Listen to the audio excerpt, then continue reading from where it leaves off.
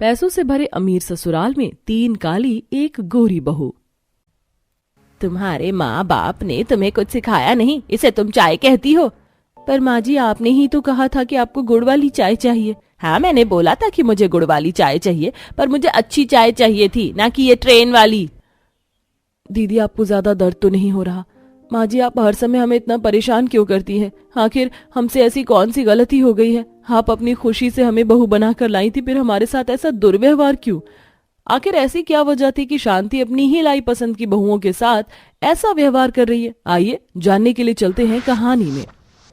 आज मेरे सारे सपने पूरे हो गए।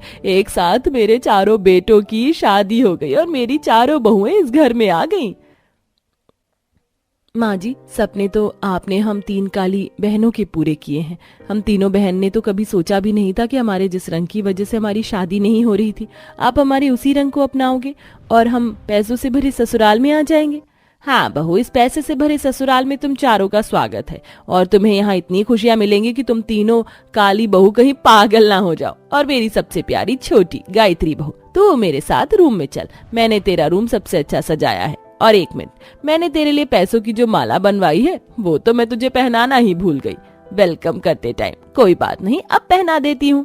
इतना बोलकर शांति अपनी गोरी बहू को पैसों की माला पहनाती है, तो वहीं 3 काली बहू अपनी सास का ये बर्ताव देखकर हैरान रह जाती हैं और शांति अपनी 3 काली बहू को अपने साथ कमरे में ना ले जाकर अपनी सिर्फ एक गोरी बहू को उसके कमरे तक ले जाती है। अभी तो माँ जी इतनी खुश थी हम तीनों से, कितनी प्यार से बात कर रही थी, फिर अगले ही पल ऐसा क्या हुआ माँ जी को जो हम तीनों को यहीं छोड़कर सिर्फ गायत्री को ही अपने साथ कमरे में ले गई हैं?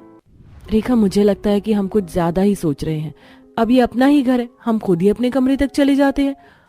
अकेली तीनों काली बहू अपने पैसे से भरे ससुराल में अपने अपने कमरे में चली जाती हैं और जब वे अपने कमरे में जाती हैं तो वो देखती हैं कि उनके कमरे में ना तो बेड है, ना ही अलमारी। नीचे जमीन पर केवल एक पतली सी चादर बिछी है और उनके पति उन्हीं पर सोए हुए हैं।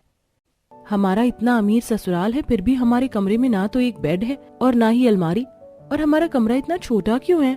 सुमन, भले ही तुम पैसों से भरे ससुराल में आ गई हो, पर ज्यादा उम्मीद मत रखना।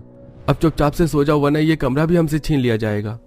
आकाश के कहने पर सुमन चुपचाप जाकर सो जाती है। अगली सुबह तीनों काली बहुएं अपनी पहली रसोई के लिए तैयार होती हैं, तो वहीं शांति रसोई में खड़ी होकर गायत्री की पहली रसोई करवा रही होती है। और जब घर के सारे नौकर काम पर आते हैं तो शांति उन सबसे कहती है, अरे तुम सब यहाँ क्यों आ गए? मैंने तुमसे कहा था ना कि आज से तुम लोगों को काम पर आने की जरूरत नहीं है। मैडम, आपने हमें एकदम से नौकरी से निकाल दिया, हम कहाँ जाएंगे? हमें थोड़ा समय तो दीजिए, और अगर आप हमें काम से निकाल देंगे तो घर के काम कौन करेगा? अरे तुम्हें दिखाई नहीं दे रहा, मेरी बहू आ चुकी हैं। मैं इस घर में 3 काली बहू इसीलिए थोड़ी ना लेकर आई हूँ कि मुफ्त में नौकरों को पैसे दूं। अरे जब घर में 3 काली बहू आ गई हैं नौकरानी बनकर, तो मैं और घर में नौकर क्यों रखूं? और तुम तीनों अब जल्दी से घर के काम पर लग जाओ। और तुम तीनों काली कलूटी ये भूल जाओ कि तुमसे मैं कोई रस्म करवाने वाली हूँ। माँ जी, आप ऐसा क्यों कह रही हैं?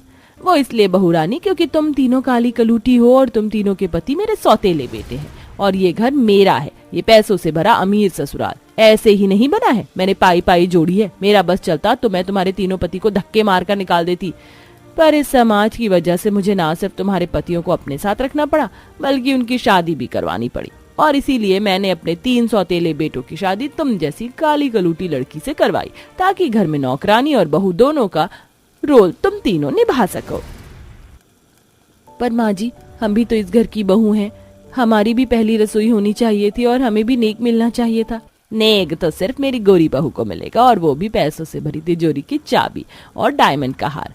अब शांति पैसों से भरी तिजोरी की चाबी और डायमंड का हार गायत्री को दे देती है और सच्चाई सुनने के बाद तीनों बहू के पैरों तले जमीन खिसक जाती है और वो तीनों ही अपनी सास के कहने पर घर के कामों में लग जाती है। कोई बर्तन साफ करती है, तो कोई कपड़े और कोई खाना बनाती है, तो वहीं शांति अपनी गोरी बहू के साथ आराम कर रही होती है।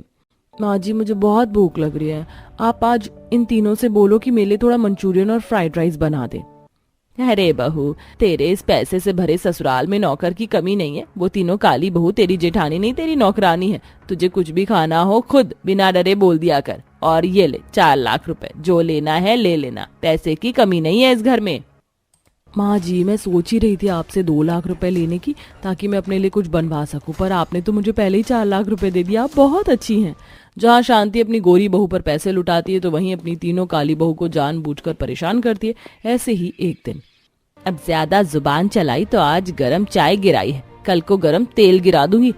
अब जाकर अपने अपने काम पर लगो। माँ, भाभी, हम तीनों भाई भी तो नौकर की तरह काम करते रहते हैं, फिर आप हमारी बीवी के साथ ऐसा क्यों कर रही हैं? और तुम माँ को भड़का क्यों रही हो? खबरदार मेरी बहू से ऐसे बात की तो। अगर इस घर में अपनी बीवियों के साथ रहना है और खाना खाना है तो वही करना होगा जो मैं बोलूंगी। तुम तीनों भाई शहर जाकर कमाओ। अगर इस महीने तुम तीनों ने मिलकर मुझे 30,000 रुपए नहीं दिए तो तुम्हारी बीवियों को भी मैं खाने के लिए नहीं दूंगी। तीनों भाई भी मिलकर कुछ नहीं कर पाते और वह अपनी माँ को पैसे देने के लिए बाहर कमाने के लिए चले जाते हैं और शांति अपनी 2 बहू को अपने घर से 2 घंटे की दूरी पर गांव में खेती करने के लिए भेज देती है। अब इसी तरह शांति की 2 बहू रोज सुबह 5 बजे घर का काम खत्म करके खेती करने के लिए जाती है और अकेले घर में रेखा घर का सारा काम करती है। ऐसे ही एक दिन, हे भगवान, मेरे पैर में कितना दर्द हो रहा है। बहू तेरी काली जेठानी तो घर के कामों में लगी है और 2 को तो मैंने तेरे कहने पर खेती करने के लिए भेज रखा है। आज तू ही मेरे थोड़े पैर दबा दे। मेरी बिल्ली मुझे से म्याऊं। अब ये बुढ़िया मेरी 3 काली जेठानियों के साथ मुझे भी नौकरानी बनाने में लगी है। आज तो इसका मैं ऐसा पैर दबाऊंगी कि मुझसे पैर दबवाना ही भूल जाएगी। शांति के कहने पर गायत्री पैर दबाने लगती है और वह अपनी सास का पैर इतनी तेज से मोड़ती है कि शांति की जान निकल जाती है। गायत्री बहू, ये क्या कर दिया तूने? लगता है मेरा पैर टूट गया। मैंने तुझे पैर दबाने के लिए कहा था ना कि तोड़ने के लिए। माफ करना माँ जी, मैंने आज से पहले कभी पैर नहीं दबाया ना, इसलिए मुझसे गलती हो गई। कोई बात नहीं, मैं अभी डॉक्टर को बुला लेती हूँ। शांति डॉक्टर को बुलाती है और अपने पैरों में पट्टी लगवाती है और इसी बीच शांति की देखभाल उसकी काली 3 बहू करती है। ऐसे ही एक दिन, अरे माँ जी, आपके पैर में पट्टी बंधी है, आप अकेली बिस्तर से मत उठिए। आपको कुछ भी करना हो तो हम तीनों से बोल दीजिए। तुम तीनों को क्या लगता है कि तुम घर के काम करोगी और मेरी सेवा करोगी तो मैं तुम्हें नौकरानी से बहू बना लूंगी? कभी नहीं। मेरी एक ही बहू है, गायत्री बहू। गायत्री बहू, ओ गायत्री बहू, मेरे जरा दलिया तो बना देना। इस घर में 3 काली बहू हैं जिसे माँ जी नौकरानी बनाकर लाई थी, पर इस पैसे से भरे ससुराल में लग रहा है कि अब मेरी बारी है नौकर बनने की। बहुत शौक है ना इसे मुझसे काम करवाने का। आज इसे ऐसा दलिया खिलाऊंगी कि इसकी आंखें खुल जाएंगी और जुबान जल जाएगी। गायत्री अपनी सास को परेशान करने के लिए जानबूझकर दलिये में 2 डिब्बे लाल मिर्च डाल देती है और जैसे ही शांति दलिया खाती है उसकी आंखों से आंसू बहने लगते हैं और वह कान पर हाथ रखकर गायत्री से कहती है, अरे बहू, कैसा दलिया बनाई है? मेरी जान लेना चाहती है क्या? अब जल्दी से पानी दे दे। अरे माँ जी, इतनी भी मिर्ची नहीं है। माँ जी, ये लीजिए पानी और ये मिठाई खा लीजिए, मिर्ची नहीं लगेगी। और तुम गायत्री हंस कैसे सकती हो माँ जी की ऐसी हालत पर? माँ जी तुम्हें नौकर बनाकर रखती हैं, कभी तुम्हारे हाथ जला देती हैं तो कभी तुम्हें परेशान करने के लिए घर से गांव भेज देती हैं खेती करने के लिए, पर फिर भी तुम तीनों काली बहू माँ जी की सेवा में लगी हो। गायत्री की ऐसी बातें सुनकर उस दिन शांति की आंखें खुल जाती हैं। अब इसी तरह कुछ दिन बीत जाते हैं और एक दिन विवेक अपनी माँ से अपना हिस्सा मांगता है। माँ, हम इतने अमीर हैं, पैसों से भरा घर है, इसलिए अब तुम मुझे मेरा हिस्सा दे दो। बेटा, तुमने तो मेरे मुंह की बात छीन ली। मैंने तो अपनी वसीयत भी बना ली है। चलो मैं तुम्हें बताती हूँ मैंने वसीयत में क्या लिखा है। मैंने वसीयत में लिखा है कि मेरे मरने के बाद अपनी सारी प्रॉपर्टी अपने 3 सौतेले बेटे बहू के नाम कर रही हूँ, क्योंकि तुम दोनों ने तो सगे होकर भी मेरा ख्याल नहीं रखा और मेरी काली 3 बहू ने पैसे से भरे ससुराल में आकर पैसे का लालच ना करके मेरी गलतियों को माफ किया और मेरी सेवा की, इसलिए अब मैं तुम्हें खुद से अलग करती हूँ। माँ जी, आपने हमारे साथ ये ठीक नहीं किया। गलत तो मैं अब तक करती आ रही थी, आज मैंने ठीक किया है। बहू, तुम तीनों भी मुझे माफ कर देना। इस तरह शांति अपनी गलतियों को सुधार लेती है और अपनी 3 काली बहू से माफी भी मांग लेती है, जिसके बाद शांति की तीनों काली बहू अपनी सास को माफ कर देती हैं और एक साथ रहती हैं। तो वहीं गायत्री अपनी सास से अलग हो जाती है। आ जाओ बहू, तुम पांचों का इस घर में स्वागत है। सरिता की 5 बहू घर में गृह प्रवेश के बाद आ जाती है। सरिता बहन, तेरी तो भाग ही खुल गए। एक साथ तुझे 5 बहू की सेवा मिलेगी। अरे आंटी जी, अब हमारी भाभियों से उनके हाथों का बढ़िया बढ़िया खाना भी तो बनवाओ। पहली रसोई की रस्म तो होनी चाहिए। हाँ हाँ, चिंता मत करो, चलो मैं तुम पांचों को रसोई दिखा देती हूँ। सरिता 5 बहू को रसोई दिखा देती है। ये हमारे घर की रसोई है, तुम झटपट यहाँ पर कुछ अच्छा सा बना लो। जो भी बनाना अच्छा और स्वादिष्ट ही बनाना। सरिता इतना कहकर रसोई से बाहर आ जाती है, लेकिन जैसे ही वो बाहर आती है उसे कुछ याद आ जाता है, जिसके चलते वो वापस रसोई में आती है और अपनी पांचों बहू से कहती है, अरे अरे, मैं तो तुम्हें बताना ही भूल गई थी। मैंने तुम्हारे मायके वालों को और अपने कुछ दूर के रिश्तेदारों को भी बुलाया है। वो लोग शादी में तो आ नहीं पाए थे, लेकिन अब आ रहे हैं। कुल मिलाकर 100 लोग होंगे। अब तुम्हें सभी के लिए बढ़िया सा खाना बनाना है और तुम्हारे पास सिर्फ 1 घंटा है। सरिता इतना कहकर जब बाहर आती है तो पांचों बहू परेशान हो जाती हैं। हे भगवान, 1 घंटे में हम लोग इतने सारे लोगों का खाना कैसे बनाएंगे? घर में क्या सकते हैं, हमें तो बनाना पड़ेगा ही, और कोई चारा भी तो नहीं है। चलो भी जल्दी से खाना बनाने की तैयारी करते हैं। पांचों बहू खाना बनाने की तैयारी में लग जाती हैं, लेकिन सरिता जैसे ही सभी औरतों में बैठती है तो वहां एक बूढ़ी औरत होती है जो सरिता की सास थी। अरे सरिता, जब तू पहली बार इस घर में आई थी तो तूने भी क्या 1-2 प्रकार का खाना बनाया था? अरे मैंने तुझे 50 तरह का खाना बनवाया था, भूल गई क्या? तुझे अपनी पांचों बहू से 50 तरह का खाना बनवाना है। जाकर उन्हें बता दे, नहीं तो और देरी हो जाएगी। ये सुनते ही सरिता अपने मन में सोचती है, हे भगवान, रसोई में इतना सब कुछ तो है भी नहीं। 50 तरह का खाना मेरी पांचों बहू कैसे बनाएंगी? ये पुरानी रीति रिवाज पता नहीं कब खत्म होगी। उस समय मैंने भी बड़ी मुश्किल से 50 तरह का खाना बनाया था और अब मेरी पांचों बहू को भी बनाना पड़ेगा। सरिता परेशान थी, लेकिन अब वो कर भी क्या सकती थी। वो चुपचाप रसोई में आई और उसने अपनी पांचों बहू को इसके बारे में बताया। 1 घंटे में तुम पांचों को 50 तरह का खाना बनाना होगा। क्या तुम इतना कर पाओगी? 50 तरह का खाना माँ जी? 1 घंटे में 50 तरह का खाना बनाना तो बहुत मुश्किल हो जाएगा। आज अगर तुमने 50 तरह का खाना नहीं बनाया तो मेरी बेइज्जती हो जाएगी। आप चिंता मत करो, आपकी पांचों बहू मिलकर 50 तरह का खाना बनाने की पूरी कोशिश करेंगी। इतना सुनने के बाद सरिता फिर से बाहर आ जाती है, जिसके बाद पांचों जुगाड़ू बहू अपना जुगाड़ लगाना शुरू करती हैं। सबसे पहले आराध्या मिट्टी और भूसे की मदद से 5 मुंह वाला चूल्हा तैयार करती है। ये 5 मुंह वाला चूल्हा है, इस पर एक बारी में 5 तरह का खाना बन जाएगा। इस तरह पांचों में से एक पूरी बनाने की तैयारी करती है, दूसरी सब्जियां करती है, तीसरी 5 सब्जी एक साथ बनाने लगती है, चौथी 50 तरह के अलग अलग भोजन की सामग्री तैयार करती है और 5वीं जल्दी जल्दी मसाले बनाती है। सब कुछ तैयार है, मैंने जल्दी जल्दी सब्जियां तैयार कर दी हैं। अब थोड़ा मीठे में कुछ हो जाए, 10 तरह के मीठे पकवान भी तैयार कर लेते हैं। टोटल 50 तरह के पकवान हो जाएंगे।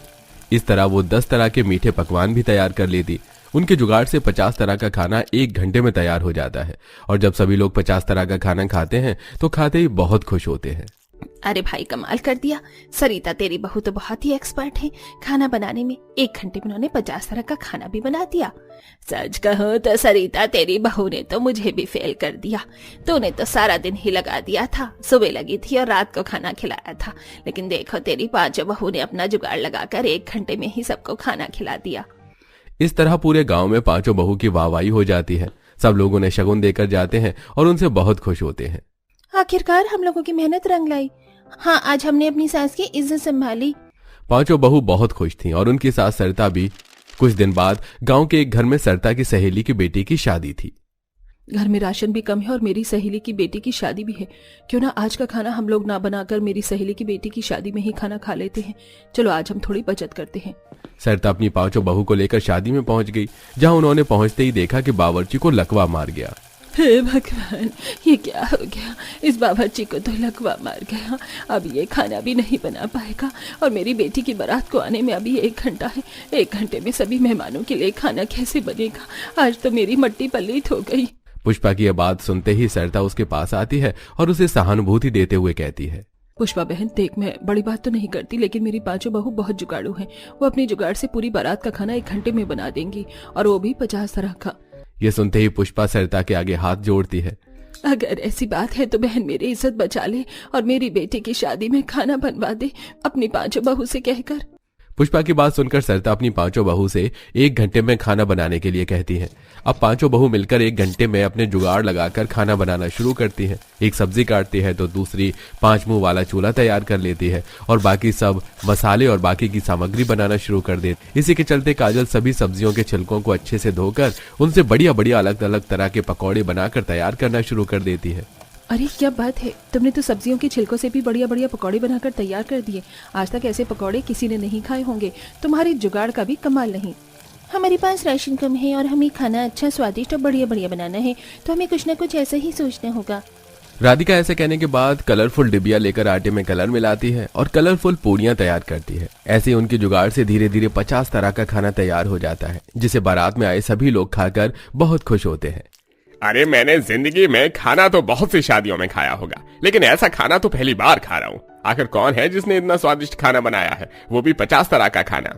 कैलाश को किसी रिश्तेदार के चलते ये पता चलता है कि गांव की फेमस 5 बहू ने मिलकर अपने जुगाड़ से 1 घंटे में 50 तरह का खाना बनाया है। कैलाश एक चैनल चलाता था जिसमें वो कंपटीशन करवाया करता था।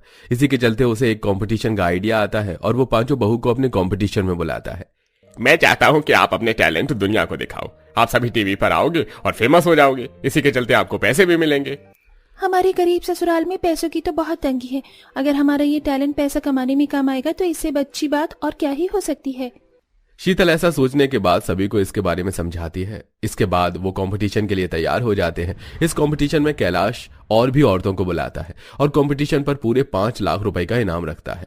आज हमारे साथ 5 बाई 5 की टीम है। एक तरफ 5 बहुएं हैं और बाकी दूसरी तरफ 5 सहेलियां। देखते हैं आज इस कंपटीशन को कौन जीतता है। देखते ही देखते 5 बहू अपने जुगाड़ से 1 घंटे में 50 तरह का भोजन तैयार कर देती हैं और वहीं दूसरी टीम 5 तरह का भोजन भी तैयार नहीं कर पाती, जिसके चलते इस कंपटीशन को 5 बहू बहुत आसानी से जीत लेती हैं। आखिरकार हम लोग कंपटीशन जीत ही गए। अब हमें पूरे 5 लाख रुपए मिलेंगे। इतने सारे पैसे लेकर 5 बहू जब वापस आती हैं तो वो अपना खुद का एक ढाबा खोलने का सोचती हैं। माँ जी देखो, हमने कितने सारे पैसे जीते। अब हमारी बहुत सी परेशानियां तो ऐसे ही खत्म हो जाएंगी। तुम 5 ने बहुत मेहनत से ये पैसे जीते हैं, लेकिन इन पैसों को मैं बेकार नहीं होने दूंगी। आज से तुम अपने भविष्य के बारे में सोचो। आगे तुम इसी काम को करके पैसे कमा सकती हो। माँ बिल्कुल सही कह रही हैं। अगर हम खुद का काम शुरू करेंगे तो बहुत जल्दी पैसा कमाना शुरू कर देंगे। हाँ, अब तो बहुत से गाँव में हमारा बोलबाला है, क्योंकि हम लोग टीवी पर जो आ गए हैं सभी जानते हैं कि हम 1 घंटे में स्वादिष्ट खाना बनाकर दे देते हैं, वो भी 50 तरह का। हाँ, और इसी तरह हम 5 मिलकर 50 तरह का खाना बनाएंगे और जो लोगों को बेचेंगे भी। हम अपनी जुगाड़ से कम पैसे में ज्यादा खाना बनाएंगे और लोगों से उसी हिसाब से पैसे लेंगे। हाँ, मैं इस बात से सहमत हूँ। हमारा पैसा किसी अच्छे काम में लगेगा और हम पैसा कमाएंगे, तो इससे बड़ी और क्या बात हो सकती है।